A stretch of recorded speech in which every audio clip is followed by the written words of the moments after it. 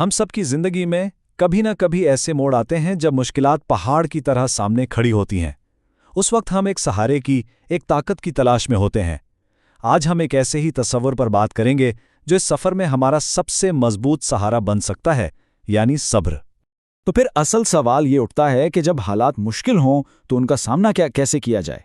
ये वो सवाल है जिसका जवाब हमारी जिंदगी की सिमत बदल सकता है, और इसका जवाब सिर्फ एक लफ्ज में छुपा है।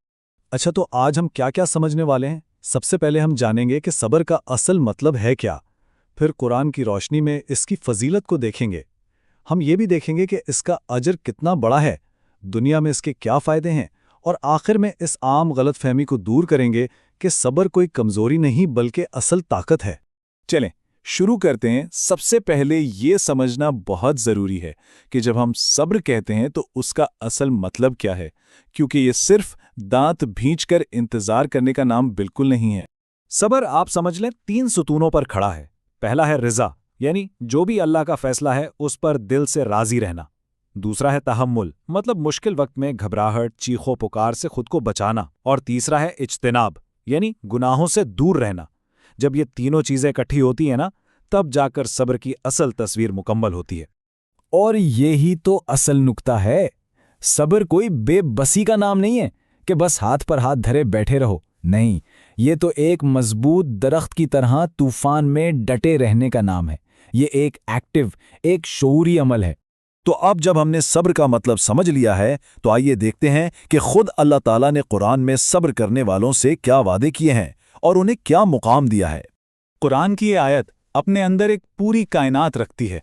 ये सिर्फ एक वादा नहीं, बल्कि सबसे बड़ी यकीन दहानी है। बेशक अल्लाह सब्र करने वालों के साथ है। जरा सोचें, जिसके साथ खुद कायनात का मालिक हो, उसे भला कोई मुश्किल कैसे तोड़ सकती है? यही वो एहसास है जो दिल को सुकून और कदमों को मजबूती देता है। और कुरान हमें अल्लाह की मदद हासिल करने का एक फॉर्मूला भी बताता है। क्या है वो?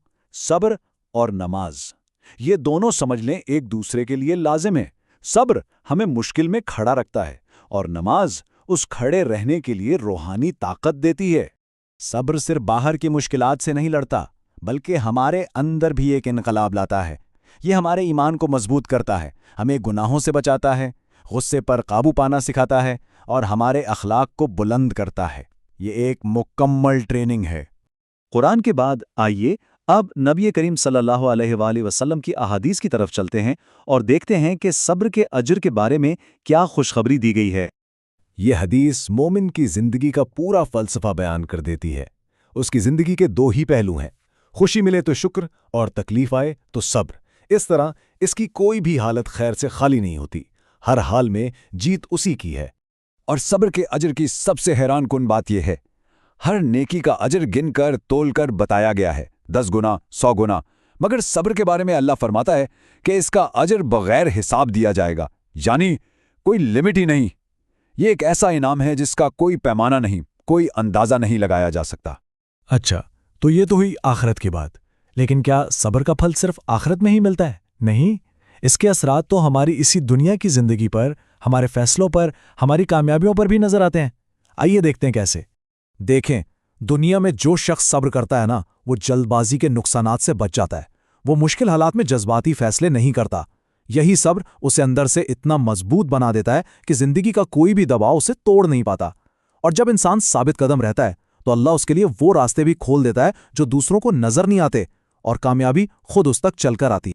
और अब हम आते हैं अपने इस तजिए के सबसे अहम हिस्से की तरफ। एक ऐसी गलतफहमी जो बहुत आम है, इसे दूर करना बहुत ज़रूरी है, और वो ये कि सब्र कमज़ोरी नहीं बल्कि ताकत की सबसे आला शक्ल है। ये स्लाइड पूरी बहस का निचोड़ है। एक तरफ वो है जो लोग गलत समझते हैं, और दूसरी तरफ सब्र की असल हकीकत है, जिसे दुनिया मजबूरी का इंतजार समझती है। वो दरअसल एक फ़आल बर्दाश्त है। जिसे बेबसी और मायूसी समझा जाता है, वो हकीकत में अल्लाह पर तवक्कल और भरोसा है। और जिसे लोग हार मान लेना समझते हैं, वो असल में दुआ के साथ मुसलसल कोशिश करते रहने का नाम है। तो हमने ये तो समझ लिया कि सब्र बेबसी नहीं बल्कि एक शऊरी फैसला है। यह सिर्फ इंतजार नहीं बल्कि साबित कदमी का नाम है। ये कमजोरी नहीं बल्कि अल्लाह पर तवक्कुल से पैदा होने वाली सबसे बड़ी ताकत है। अब आखिरी और सबसे अहम सवाल यह है कि हम इस ताकत को अपनी जिंदगी का हिस्सा कैसे बना सकते हैं। इस सवाल पर गौर करना ही इस सफर का असल मकसद है।